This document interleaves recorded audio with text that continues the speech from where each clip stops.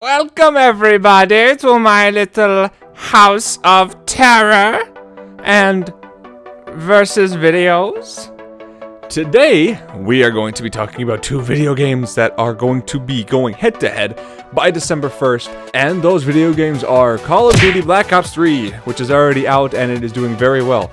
And we have Rainbow Six Siege, which is going to be coming out on the 1st of December, and it is going to be quite the competitor at the initial release. So we're going to talk about those two videos today in a video that I like to call Call of Duty Black Ops 3 versus Rainbow Six Siege. Let's get it going, boys! See this candle? This cancel is sponsoring this video, so if you see it later on, be nice to it, okay? Thank you. So, with this video, what I'm going to do is I'm going to be talking about these two games side by side. I'm going to compare these side by side with the things that I like and the things that I don't like. And you can make the decision on your own if you like these or don't like these, because a lot of them are appealing to some people and a lot of them are not appealing to some people. But we're going to get right into that right now. First off, Rainbow Six. Rainbow Six is a very strategic game. The maps are kind of small, but they're very complex to boot. There's a lot of structure, they're very small, and you need to have a team with you that know what they're doing. You can't just go in there with a bunch of strangers and expect to actually do well in this game, because the people that you're playing against are just going to obliterate you, because they give so much technical detail to it, such as scaling walls, blowing up walls. You can blow up a floor and then drop down to the basement level or the first floor if you're on the second floor. I mean, just like looking at these clips, you can see that this game is very, very team-based. And the concept is very appealing to a lot of people, whereas Call of Duty is very play with friends, let's have fun together, and it's one of those games when you realize like 12 hours later that you've been playing this for 12 hours, and then you kind of question your life a little bit.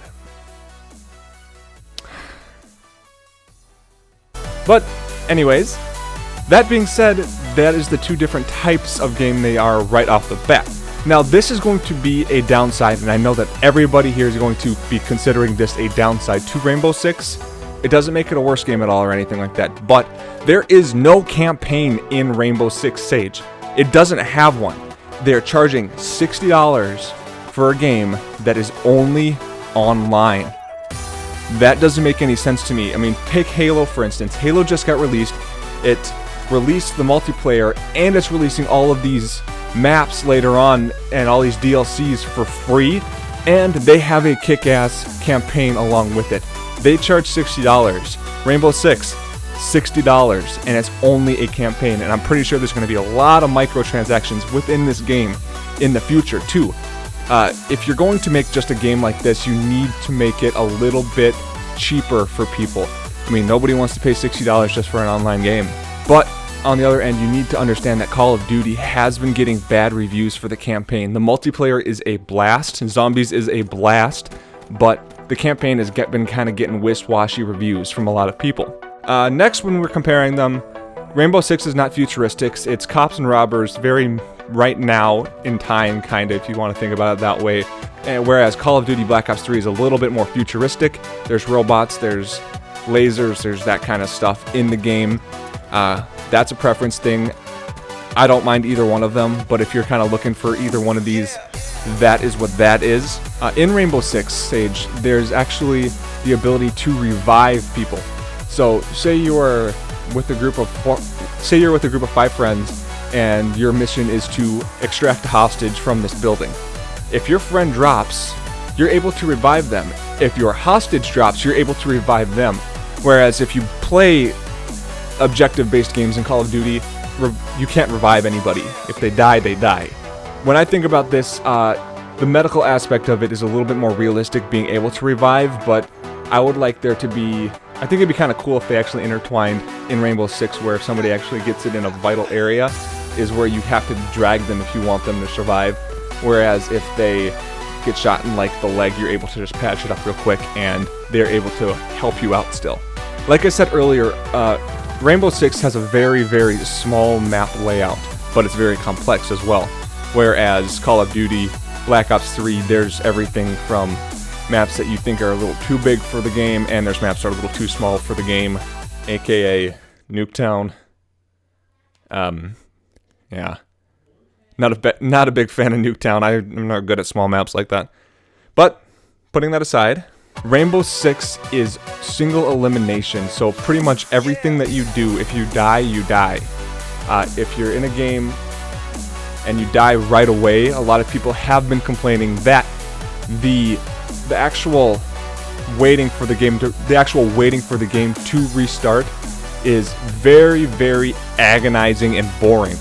But what they did in Rainbow Six is they actually put it in where you can control cameras and control electronics while you are dead to still assist your team. So you're still doing something, but I think that they realized that these games take a little bit longer than they do in any other shooter games. So what they had to do is they actually had to give you something to do with your hands while you're waiting to be revived again. I think that it works. I mean, I think that it looks cool, but I'm not able to judge that until I play it. Now, well, I've been doing a lot of research on Rainbow Six because I actually do know quite a bit about Call of Duty since it is out, and I am a very avid gamer when it comes to Call of Duty. But the time to kill that I've been seeing in Rainbow Six is a little bit short. But that being said, it's realistic. The time to kill in real life, if you have an AR in your hand and you point it at somebody, if you shoot 2 bullets into them in a vital area, they're dead. So when it takes 1 shot to the head in these circumstances or 2 shots to the chest to kill somebody, it's realistic, opposed to a little bit more of a competitive based game like Call of Duty, where you need a little bit thicker of a time to kill to actually make the game a little bit more interesting. But that being said, in Call of Duty Black Ops 3 there is something called hardcore mode, which we all are very aware of, where it is more of a realistic gameplay where the time to kill is extremely low. Finally, I'm going to talk about the class setup in this game. The classes in Rainbow Six are pre-made for you. So if you want these specific classes to be a little bit modified to your liking, you can't do that. But this is another way of having this be a team-based game where you actually play a role rather than you just throwing a bunch of stuff together like in Call of Duty and running out and blowing people up and throwing grenades. But that's preference once again. You have to make that decision on your own if you like that or you like making custom classes like in Call of Duty. But you know what, guys, that is all I have for you. I hope you enjoyed the video. Leave a like for me. Subscribe. It really helps me out. I hope you all have a... Oh, I just hit my mic. I hope that you all have an awesome day. I will see you all later.